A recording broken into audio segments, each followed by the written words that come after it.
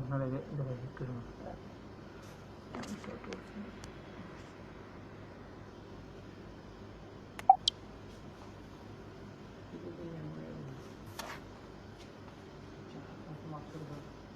শুরু হয়ে গেছে স্টুডেন্ট জয়েন করছে আমি বুঝবো কিলা তারা জয়েন করছে আমি দেখেন সাক্ষর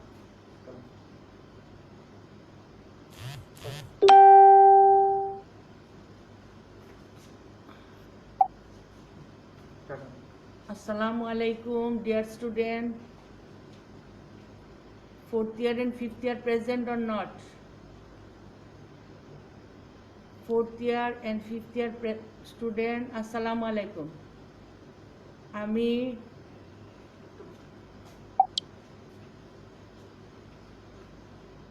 তোমাদের টিচার ডক্টর জামিলা খাতুন চৌধুরী তোমাদের সাথে আজকে ক্লাস নিব ডায়াবেটিস ইন প্রেগন্যান্সি। ইনশাল্লাহ সবাই মনোযোগ দেওয়ার চেষ্টা করবে এবং বুঝতে চেষ্টা করবে, ঠিক আছে? তোমরা প্রয়োজনে লিখতে হবে, আমি লিখার দরকার হলে বলবো লিখো, আমি তোমাদেরকে সময় দিব। আর যদি লিখতে না হয় আমি বলবো শুধু দেখো, হ্যাঁ?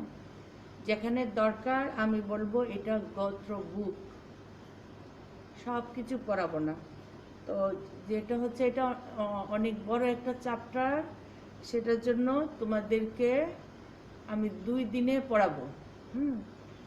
তো ইনশাল্লাহ তোমরা সবাই ভালো আছো, সুস্থ আছো। এই মহামারীর দিনে আমরাও সবাই সুস্থ আছি। বিসমিল্লাহির রহমানির রহিম। আমরা ডায়াবেটিস ইন প্রেগন্যান্সিতে আমরা প্রথমে কিছু ইন্ট্রোডাক্টরি কথা বলবো। আমরা এইটা ইন্ট্রোডাকশন, দেখো উপরে একটু উপরে উঠে গেছে প্রেগন্যান্সি, এই কথাগুলি এখানে যা আছে এগুলো তোমরা লিখতে যেও না। এগুলোর pregnancy is a great stressful physiological condition in women during their reproductive life. এই কথাটা তোমরা জানো, হ্যাঁ, যে pregnancy is a great stressful physiological condition, এই কথা মনে রাখবা। প্রেগন্যান্সি আর কিছুই না, physiological condition, but here is a stress for the women, so there is some change. এটি হলো মূল theory, stressful physiological condition. Then চিন্তা করো, pregnancy brings about important changes in structures, metabolic and endocrine functions of the mother. Pregnancy কি করে? মায়ের বডির যত এনাটমিক স্ট্রাকচার, মেটাবলিক সিস্টেম এবং এন্ডোক্রাইন সিস্টেম সবগুলিতে চেঞ্জ আনে। দেন কি হয়? This changes along with the placenta in the early part and fetoplacental unit associated with pregnancy all are adaptive in nature, allowing the mother to nurture the growing fetus. এত কিছু হওয়ার পরেও যে এই চেঞ্জেসগুলির সাথে প্লাসেন্টা, ফিটোপ্লাসেন্টাল ইউনিট মিলে যে একটা নতুন সিস্টেম তৈরি হয়, এইগুলা সব কিছু অ্যাডাপ্ট করে মাকে, যে তার বেবিকে যে সে পেটের ভিতর নাচার করতে পারে। That is nutrition supply and তাকে লালন পালন, ওখানে লালন পালন দরকার আছে, হ্যাঁ? তো সেই লালন পালনটা পেটের ভিতরেই হয়। ম্যাটার্নাল এইসব কারণে, এই যে এতগুলি চেঞ্জ, এখানে ম্যাটার্নাল গ্লুকোজ মেটাবলিজম যেটা চেঞ্জ হয় নর্মাল প্রেগনেন্সিতে, তখন কোনো মায়ের কোনো এফেক্ট হয় না। নর্মাল গ্লুকোজ মেটাবলিজম চেঞ্জ হয় প্রেগনেন্সিতে, সেগুলি হলো গ্লুকোজ ডিক্রিজ, গ্র্যাজুয়াল ডিক্রিজ হয় fasting blood glucose level. Why gradual decrease হয় ফাস্টিং ব্লাড গ্লুকোজ লেভেল? মা যখন খায় তখন ব্লাড গ্লুকোজ বাড়ে, দেন মায়ের শরীরে গ্লুকোজ লেভেল আস্তে আস্তে কি ডিক্লাইন হয়। বাট যখন মা খাচ্ছে না, বিফোর মিল ফাস্টিং হয়ে গেছে, তখন মায়ের শরীরে তো গ্লুকোজ কমে গেল, তখনও ফিটাস অ্যাক্টিভ ট্রান্সপোর্টের মাধ্যমে গ্লুকোজ নিজে নেয়, এতে করে মায়ের গ্লুকোজ মায়ের শরীরে গ্লুকোজ যত কমই হোক বাচ্চা কিন্তু তার নির্দিষ্ট পরিমাণ গ্লুকোজ সে নিবে, সেটা অ্যাক্টিভ ট্রান্সপোর্টের মাধ্যমে নেয়, যেটা তোমাদেরকে প্রথম class physiological and anatomical change পড়ানোর সময় বলেছিলাম। Increase postprandial blood glucose level. Postprandial means খাওয়ার পর, যেটা হয় যে প্রেগনেন্সিতে পোস্টপ্রান্ডিয়াল ব্লাড গ্লুকোজ লেভেল বাড়ে, দ্যাট মিন্স প্রেগনেন্সিতে গ্লুকোজ অ্যাবজর্পশন রেট বেড়ে যায়। Simultaneous increase in fasting and postprandial insulin level. এটা ফিজিওলজিক্যালি fasting insulin and postprandial insulin দুটোই বাড়ে। দ্যাট মিনস ইনসুলিন লেভেল প্রেগনেন্সিতে বাড়বে। কেন বাড়বে? Beta cell hypertrophy and hyperplasia.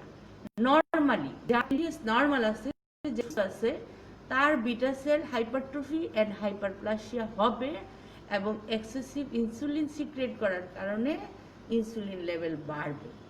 Decrease insulin sensitivity, but there is insulin বেশি থাকবে কিন্তু ইনসুলিনের কাজ করবে কম, ইনসুলিন সেন্সিটিভিটি কমে যাবে। টিস্যুর মধ্যে যে ইনসুলিন যে কাজগুলি করে সেগুলো তো তোমরা জানো কি করে। হ্যাঁ, কার্বোহাইড্রেট সেলের ভিতর ইনক্লুড করে, গ্লাইকোজেন স্টোরেজ করে, ফ্যাট মেটাবলিজম করে, নিওগ্লুকোজেনেসিস প্রিভেন্ট করে। এইগুলি যে করে এই সব সেন্সিটিভিটি কমে যাবে। এন্ড এনহ্যান্স লাইপোলাইসিস, ওরা কি করবে? লিপিডকে ভাঙবে, লাইপোলাইসিস করে লিপিড ব্লাডের মধ্যে নিয়ে আসবে, লিপিড স্টোরেজ থেকে লিপিড রিলিজ করবে।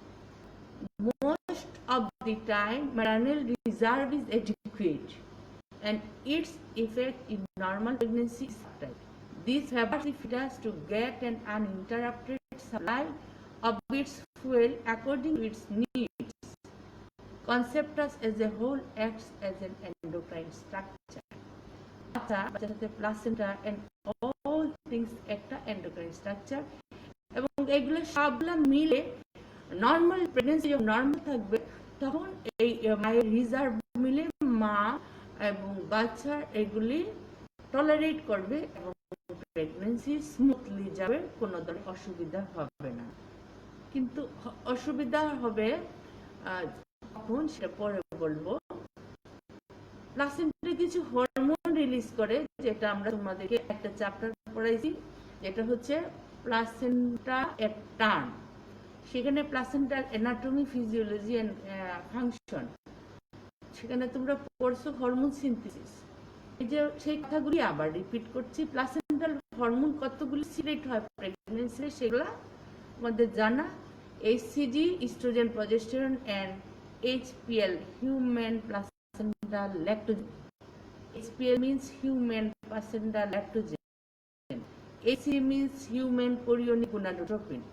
Oestrogen, progesterone, maternal steroid and protein hormone. Steroid hormone and protein hormone তোমরা চিনো কোনগুলা, সেগুলো পড়ছো।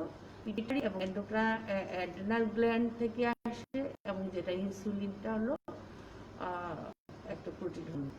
তো এই যে হরমোনগুলো সিনথেসিস হয়, কি হয়? একটা pregnancy exerts two physiological challenge to insulin reserve.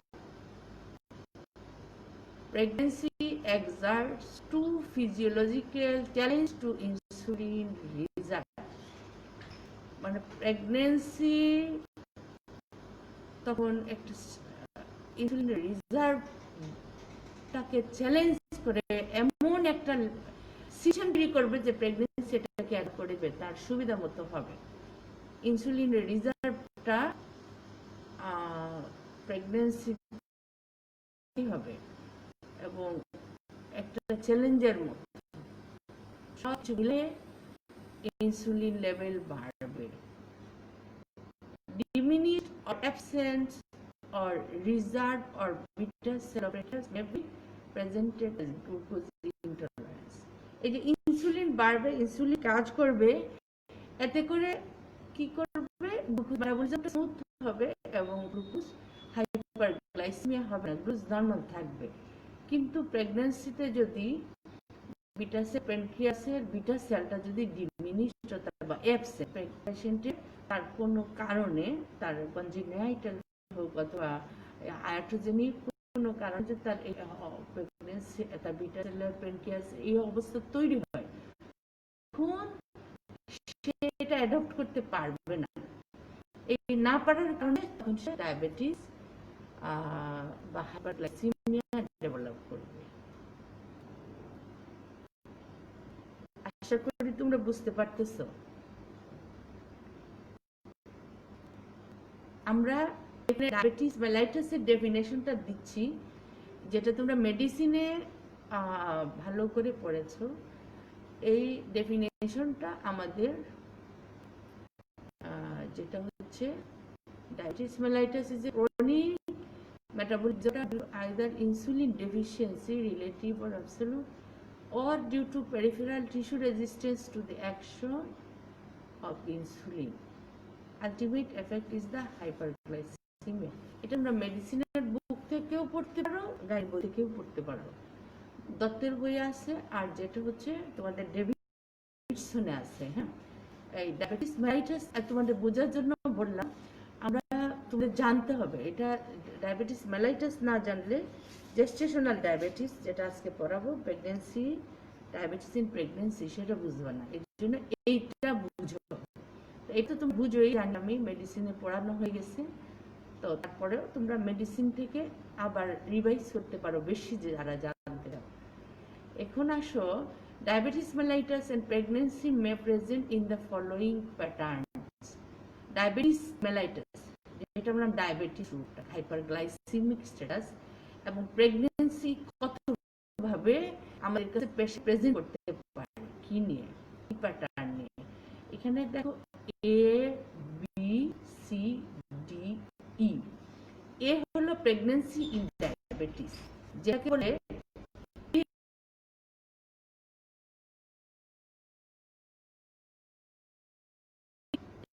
ডায়াবেটিসের মধ্যে সে প্রেগনেন্ট হলো।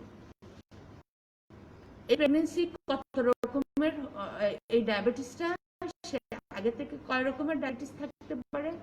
টাইপ 1 যেটা বলে জুভেনাইল ডায়াবেটিস, টাইপ 2 যেটা আমি বলি যে যেটা হলো টাইপ 2, আর সেকেন্ডারি ডায়াবেটিস মেলিটাস যেটা তোমরা জানো অন্যান্য কারণে, এন্ডোক্রাইন কারণে, যেটা হাইপারথাইরয়েডিজম বা অ্যাড্রেনাল কারণে হয়, সেটা সেকেন্ডারি ডায়াবেটিস মেলিটাস। এই তিনটার মধ্যে প্রেগনেন্ট যদি হয়, ওমেন যদি প্রেগনেন্ট হয়, তখন তাকে আমরা বলবো প্রেগন্যান্সি ইন ডায়াবেটিস। আর 4 নাম্বারটা হলো impaired glucose tolerance before gestation. Pregnancy হওয়ার আগে তার গ্লুকোজ ইনটলারেন্স ছিল, এখন সে প্রেগনেন্ট হল, সেও এই প্রেগন্যান্সি ডায়াবেটিস ক্যাটাগরি। দেন আসলো জেস্টেশনাল ডায়াবেটিস, প্রেগন্যান্সির কারণে ডায়াবেটিস হচ্ছে, সেটা হলো impaired glucose tolerance in pregnancy. Say full blown diabetes তো হয় না, গ্লুকোজ শুধু ইনটলারেন্স থাকলো, যে বেশি গ্লুকোজ খেলে বেশি বাড়ে, আর কন্ট্রোল খেলে থাকে, হ্যাঁ নর্মাল থাকে। Impaired glucose tolerance test, glucose টলারেন্সটা পুরোপুরি করতে পারে না, কিন্তু ফুল ব্লোন ডায়াবেটিস হয় নাই, সেটাকে বলে ইম্পেয়ার্ড গ্লুকোজ টলারেন্স টেস্ট। এই অবস্থায় সে প্রেগনেন্ট। আর আনডায়াগনোজড প্রি-এক্সিস্টিং ডায়াবেটিস,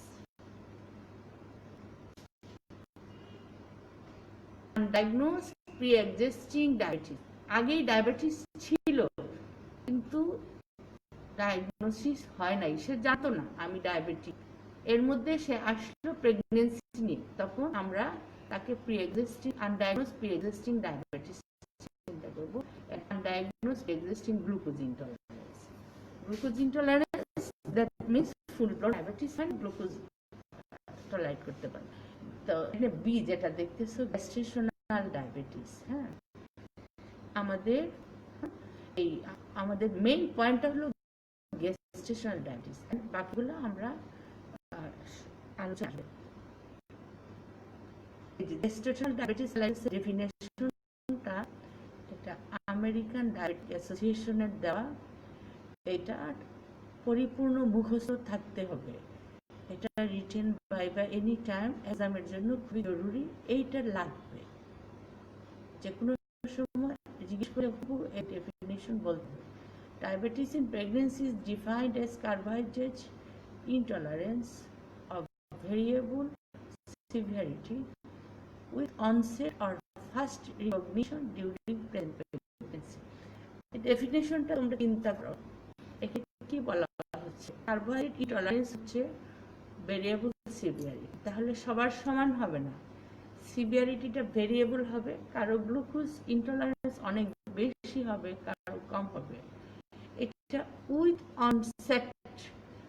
অনসেট বলতে আমরা যেটা বোঝাচ্ছি সেটা হচ্ছে এটা প্রেগনেন্সিতেই শুরু হয়েছে, এই প্রেজেন্ট প্রেগনেন্সি, এখন সে প্রেগনেন্ট, এই 9 মাস 40 সপ্তাহ কোন এক সময় তার এই গ্লুকোজ টলারেন্সটা ইনটলারেন্স ডেভেলপ করছে, মানে ব্লাড গ্লুকোজ বেড়েছে, গ্লুকোজ বাড়েও নাই। এটা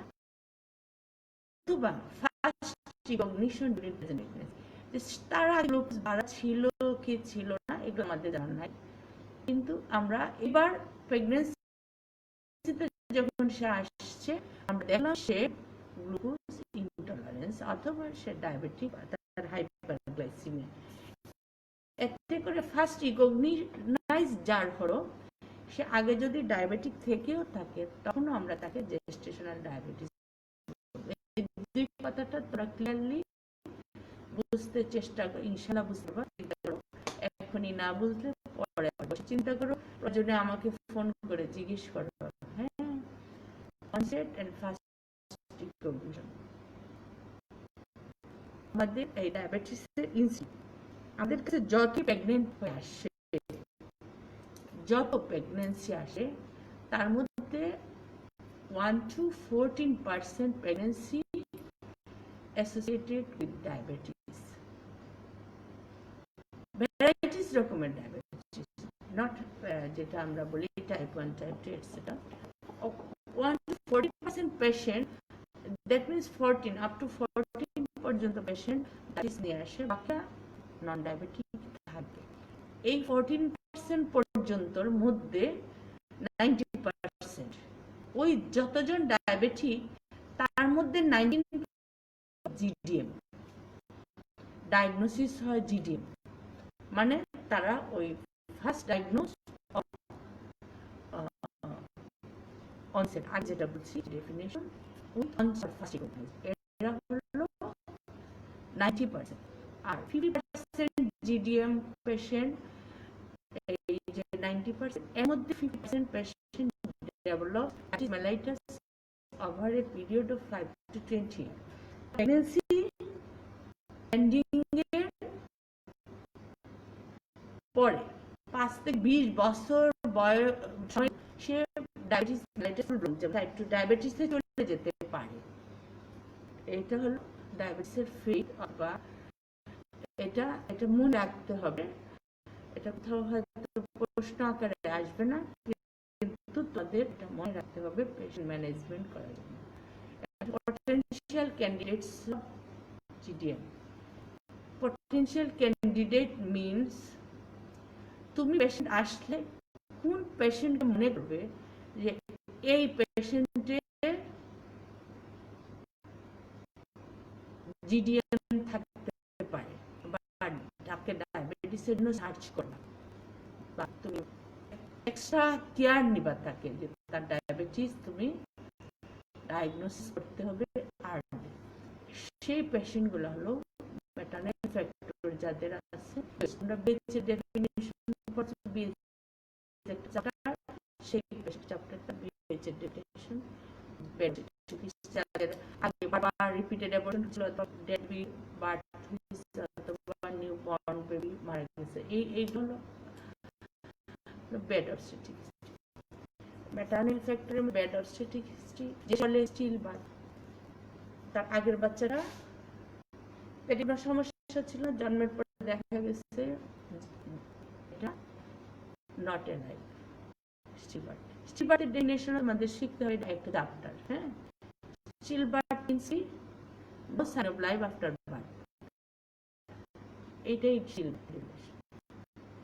মানে যার বারবার অ্যাবর্শন হয়ে যাচ্ছে, রিকারেন্ট ইউটিআই ডেভেলপ করতেছে, প্রেগন্যান্সি প্রেগন্যান্সি ছাড়া কনজেনিটাল ম্যালফরমেশন, যেটা কনজেনিটাল ম্যালফরমেশন এই প্রেগন্যান্সিতে তুমি পাইছে এখন 20 উইক উইথ মালফর্ম বেবি নিয়ে ইনভেস্টিগেশন করেছে, তারপরে বেবিটা কনজেনিটালি অ্যানোমালি, অথবা সে হিস্ট্রি দিল যে আগের বেবিটা কনজেনিটালি অ্যানোমালি ছিল, হয়তো মারা গেছে, হয়তো বেঁচে আছে, হ্যাঁ।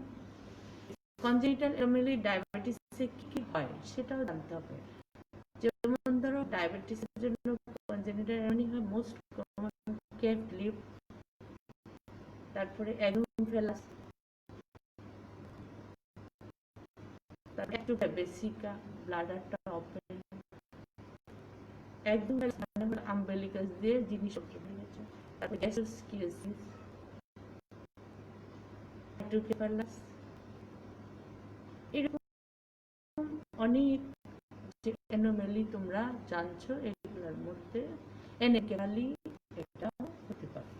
তো এরকম অনেকগুলি তোমরা কনজেনিটাল অ্যানোমালি জানো, ডায়াবেটিসে কোনগুলো হয় সেগুলা যদি হিস্ট্রি দেয় পেশেন্ট যে আমার পেশেন্ট খুব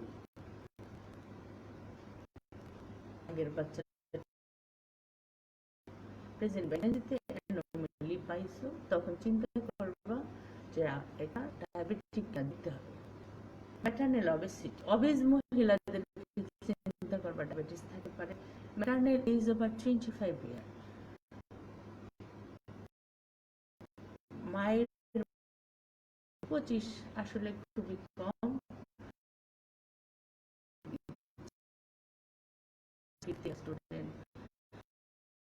22-23 হয়ে যাচ্ছে বয়স, 25 বেড়ে আসবে ডায়াবেটিসের চান্স শুরু। মাল্টিপ্যারিক চিন্তা করো, একজনের 4-5 বাচ্চা আছে, অনেক বাচ্চা আছে, আগে অলরেডি সে বাচ্চা দিতে দিতে তার বয়স বেড়েই যায়, বয়স বাড়লে তো টাইপ 2 ডায়াবেটিস বাড়ে। এখানে 32 বছর বয়স শেষে যেটা হলো এখন হয়তো আগে সে কেয়ার করে নাই, এখন আমাদের কাছে আমরা তাকে ডায়াবেটিস দেখতে পাই। এরকম মাল্টিপ্যারিটি এটা একটা কজ, মাল্টিপ্যারিটিতে এই জন্য পাওয়া যায়। Macrosomia in the past or present pregnancy, সে বলল যে আমার আগে হচ্ছে 4 কেজি জন্ম হচ্ছে, সেটাকে আমরা চিন্তা করবো যে সেটা ঠিক হতে পারে। অথবা এখন প্রেগন্যান্সিতে ম্যাক্রোসোমিয়া means big size baby normal than gestational age, যত gestation আছে বেবির সাইজ বড়, এটা রং, কিন্তু এটা যদি একুরেট হয় তখন present pregnancy suppose 32 weeks,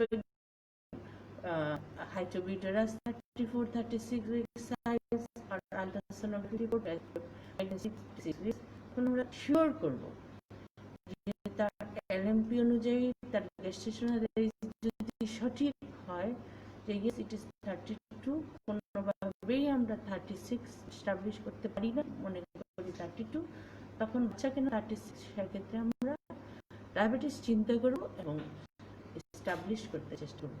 history of diabetes mellitus in first degree relative. First degree relative হচ্ছে 2 ধরনের, ভার্টিক্যাল হরিজন্টাল। হরিজন্টাল হলো সিবলিং, ভার্টিক্যাল এদের যদি থাকে তখন চিন্তা করব যে এনার ডায়াবেটিস মিডিয়াম হতে পারে, কাজেই আমরা থেকে আমরা পরের স্লাইড আসবে আমাদের কিভাবে ম্যানেজ করব। অনেক টাইম আছে, আমি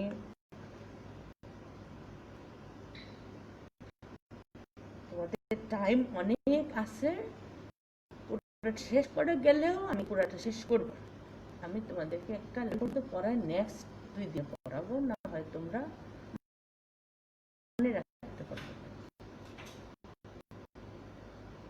এটা কন্টিনিউ এই যে হেডিংসটা, polyhydramnios in the past present pregnancy. Polyhydro, এটা তোমরা ডেফিনেশন জানো, হোয়াট ইজ পলিহাইড্রোমিয়াস।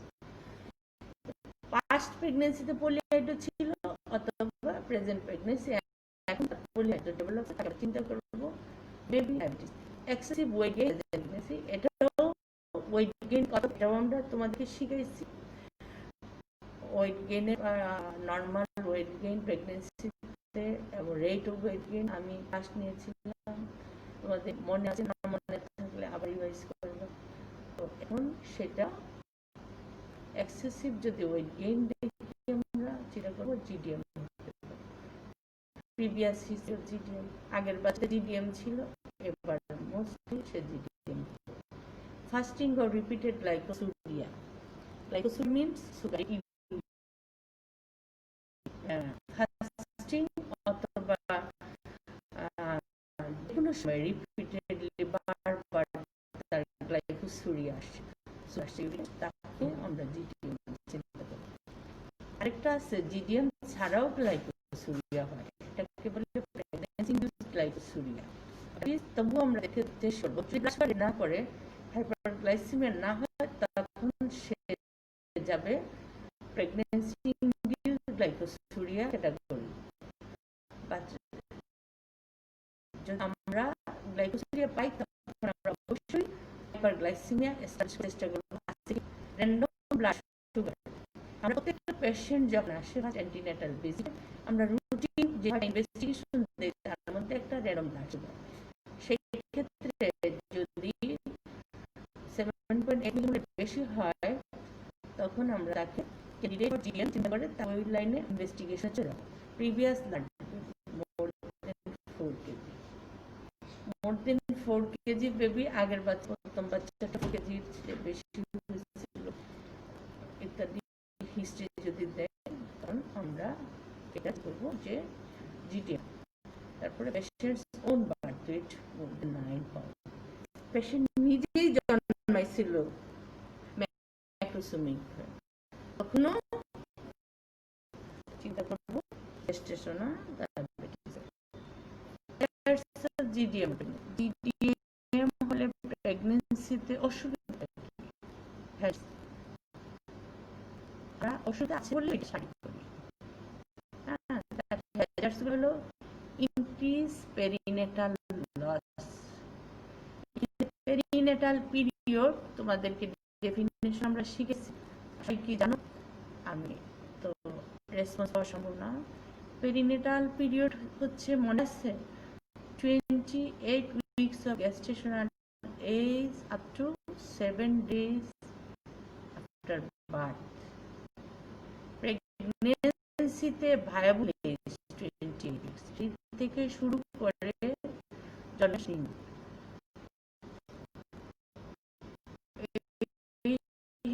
এই পিরিয়ডের মধ্যে বাচ্চা যদি ডেড হয়, তার মানে দ্যাট মিন্স থার্ড টাইমেস্টার, 28 weeks এর পরে থার্ড টাইমেস্টার আইইউডি ডেভেলপ করে, অথবা নিওনেটাল ডেথ হয়, টার্ম ডেথ হয়, এইগুলো হতে পারে কারণে এগুলো হয়। ইন কেস ইনসিডেন্স অফ ম্যাক্রোসোমিয়া, বাচ্চা ম্যাক হয়, বিগ সাইজ বেবি কিন্তু ভালো না, সুস্থভাবে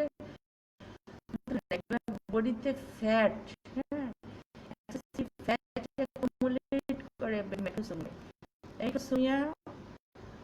ম্যাক্রোসোমিয়া বেবির জন্য নট গুড। পলিহাইড্রোমিয়াস, মায়ের পলিহাইড্রোমিয়াস ডেভেলপ করে বাথরুম। ম্যাক্রোসোমিয়া যখন ডেলিভারি হবে, তখন তো ডিফিকাল্ট ডেলিভারি হবে না, তাহলে বাচ্চা বাড়তে অনেক কষ্ট করে হয়তো বাচ্চার সেখানে বাড়তে পারে, হতে পারে। একটা হচ্ছে মাথায় এসে যখন শোল্ডার আটকে যায় সেগুলো শোল্ডার ডিসটোসিয়া।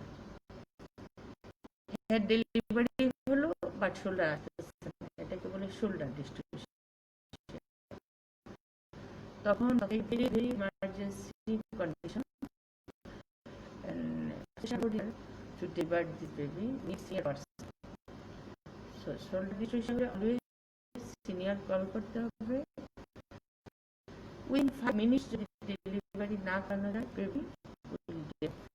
এইসব ক্ষেত্রে বেবির ট্রমা হতে পারে করানোর সময়। শোল্ডার ডিসটোসিয়া কিন্তু একটা শর্ট, আমি ক্লাসে বলে দিই শোল্ডার ডিসটোসিয়া শর্ট, এটা বই কোথাও লেখা বা বানানো, তো শর্ট নোটটা অন্য সময় শুধু পেলে শর্ট নোট তোমরা নোট লিখে রাখো।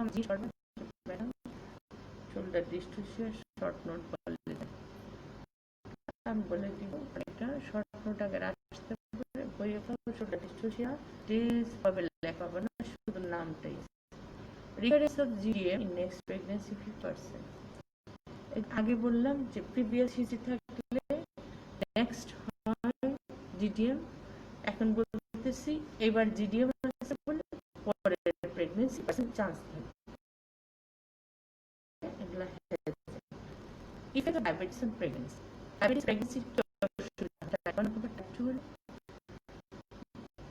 ডায়াবেটিস হলে pregnancy means fetus and also mother কি অসুবিধা হয়? ম্যাটারনাল আমরা জানবো ডিউরিং প্রেগন্যান্সিতে মাইগ্রেশন যেটা হয় টাইপ 1 টাইপ 2। ডায়াবেটিস মাইটাতে হয়, ডিএম এ অ্যাবর্শন কম হয়। প্রিটার্ম ডেলিভারি হয়ে যায়, অনেক কিছু দেখলা, পলিহাইড্রামিয়াস, বিগ সাইজ বেবি, তারপরে গ্লুকোজ ইনটলারেন্স, এসব ডেলিভারি অনেক সময় আয়োজনিক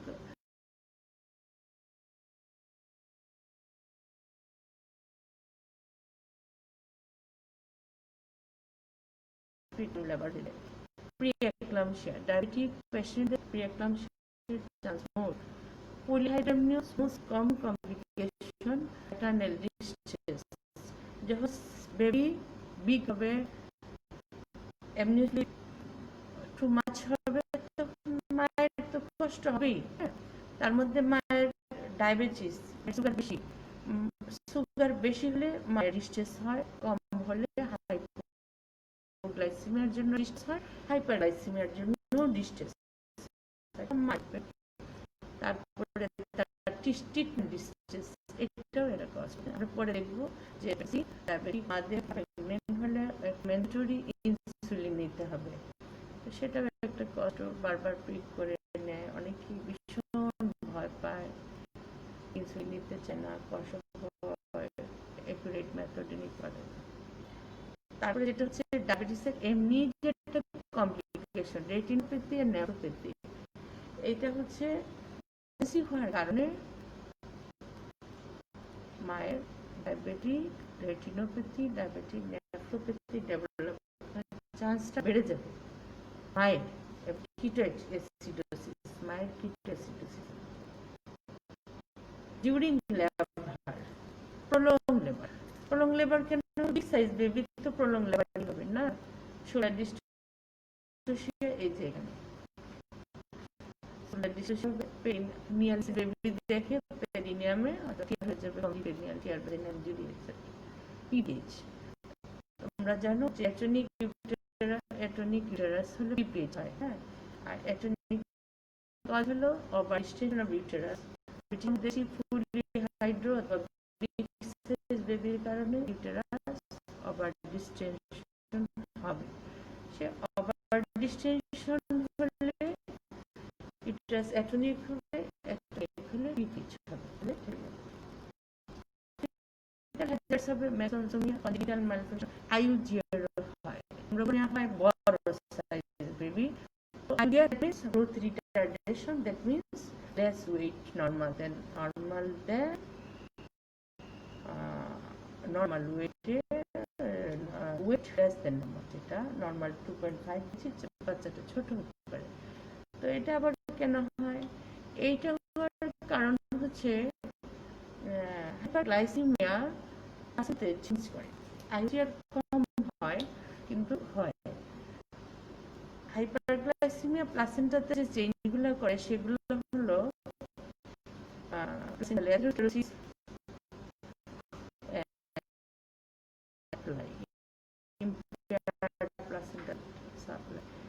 বাচ্চার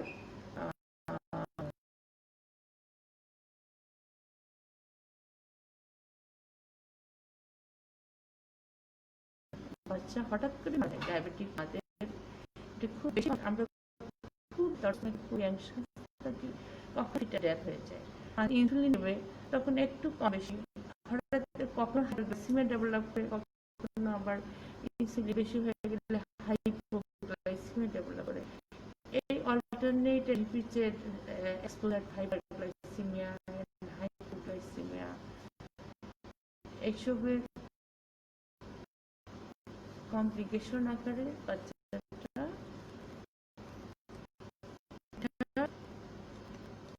ইন্টারভিউটা ডেথ হতে পারে।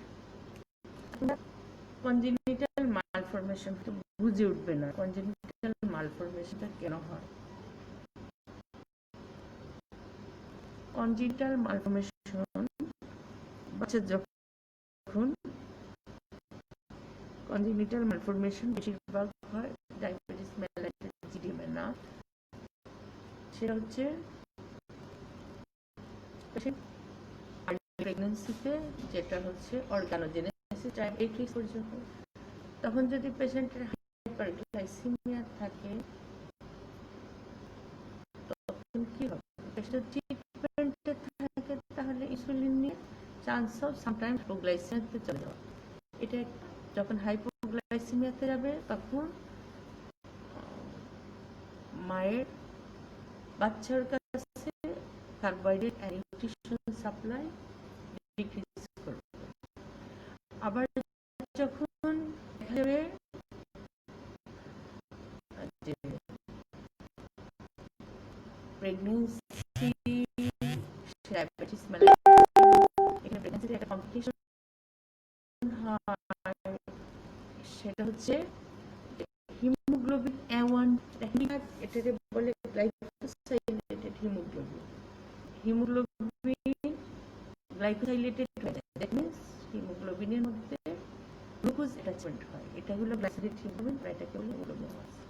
তাহলে haemoglobin A1C oxygen carrying capacity কি হয়, মায়ের ব্লাড থেকে অক্সিজেন নিয়ে ফিটাসের ওখানে গিয়ে অক্সিজেনটা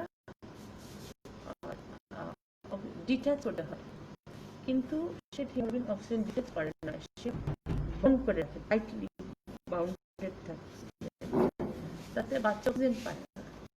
এই যে অক্সিজেন পায় না, গ্লাইসিন হয় বাচ্চার সেলে, তখন এই আর্লি স্টেজে যখন ভোরুলা পরিপটেন্ট কোনো সেল যদি অক্সিজেন পায় না, একটা সেল ড্যামেজ হয়, তাহলে ওই সেল থেকে যে অর্গান ডেভেলপ করবে সেল লাইনটা ডেভেলপ করতে পারবে না, তখন ওই অর্গানটা ডেভেলপ হবে না।